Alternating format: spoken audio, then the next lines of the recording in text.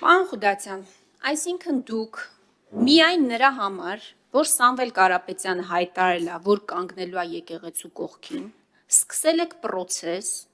առանց հաշվարկի, թե բյուջեի վրա դա ինչ բեռա նստելու Հայաստանի Հանրապետության քաղաքացիների համար։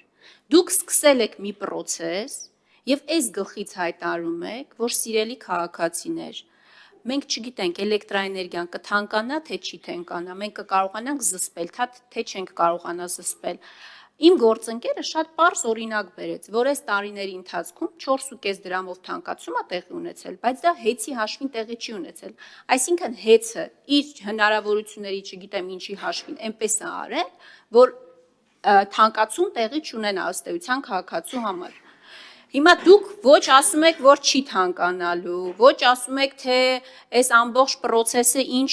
բեռա ֆինանսական լինելու քաղաքացիների վրա, վիոլայի մասով էլ, բա կառավարչին էլ փոխեք, նույն սկզբունքով կառավարչին ինչու չեք փոխում։ Ձեր խոսքերը եւս մեկ անգամ ապացուցում են, որ այս ամբողջ process-ը բացառապես քաղաքական process է եւ ձեր քաղաքական կապրիզները բավարարելու նպատակ է հետապնդում։ Շնորհակալ եմ։ Եկեք խամեան, քաղաքական process լինելու մասով ես արդեն առիթ ունեցել եմ պատասխանելու այդ հարցին, եւս մեկ անգամ կպատասխանեմ, հեծի ղեկավարությունը առնվազն իզնից նախորդ տարվա տարեվերջին է լսել մեր դժգոհությունների մասին, ես ասում եմ փաստարկված, ես այս ընթացքում 10-ից ավելի հանդիպումներ եմ ունեցել հեծի տնօրինության հետ,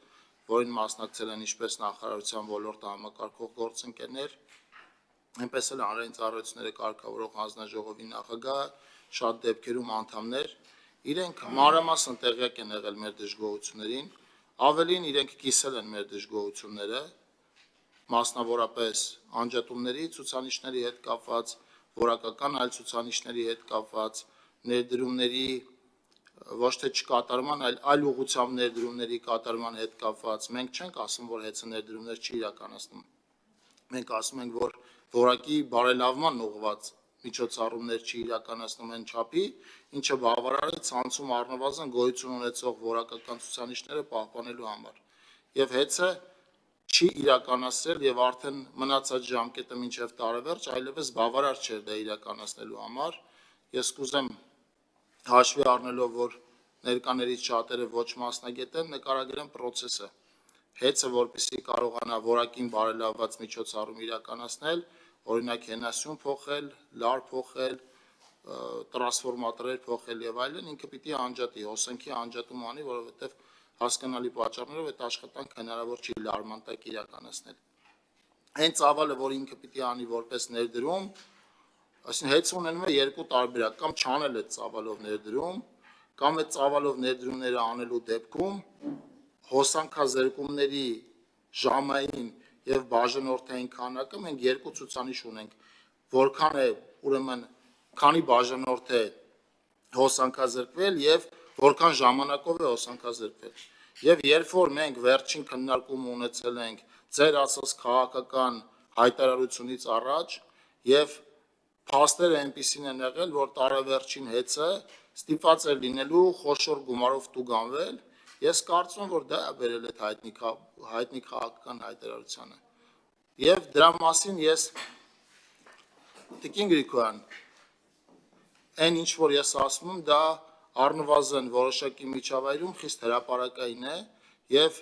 այդ միջավայրում այդ քննարկմանը մարդիկ են մասնակցել, այդ թվում վստահ եմ, որ հեծի գործընկերները կփաստեն այս քննարկումների եւ այս քննարկումների բովանդակության մասին։ Իսկ ես կարամ մտածեմ, որ այդ հայտարարությունից հետո, այսինքն երբ որ հստակ է եղել, որ հեծ այլևս անդառնալիորեն ուրեմն անջատումների ցուցանիշը անցել է, դրան է հետևել քաղաքական հայտարարությունը։ Վարչապետի հայտարարությունը, վարչապետը նաև իր Facebook-յան էջում է հրապարակում, այդ հայտարարությունը կա եւ հանձնարարականը կա, եւ դա էլ է հրապարակային։ Կա ձեր ասած քաղաքական հայտարարությունը, կա դրանից առաջ հանձնարարական եւ դա միակ հանձնարարականը չի։ Եթե հանձնարարականի բովանդակությունը դուք նայեք որպես այդպեսին, դրանից պարզ կլինի, որ մենք հեծի հետ կապված հարցերը առնվազն նախկինում մի քանի անգամ քննարկել ենք։ Մեր յուրաքանչյուր մարզային այց հանրապետության վարչապետի գլխավորությամբ ավարտվել է դրանով հեծի դժգոհությունները առանձին փաթեթով քննարկելով։ Հեծի գործընկերները դրա մասին շատ լավ գիտեն։ Ամեն այցից հետո ես անձամբ հեծի գործընկերների հետ քննարկել եմ Լոռու մարզում հոսանքի անջատումները, Տավուշի մարզում հոսանքի անջատումները, Արմավիրի մարզում հոսանքի անջատումները։ Տպավորություն չստեղծվի, որ մենք դժգոհությունը մեր նորա, դժգոհությունը վաղուցվա է եւ դժգոհությունը կուտակված է եւ դժգոհությունը փաստարկված է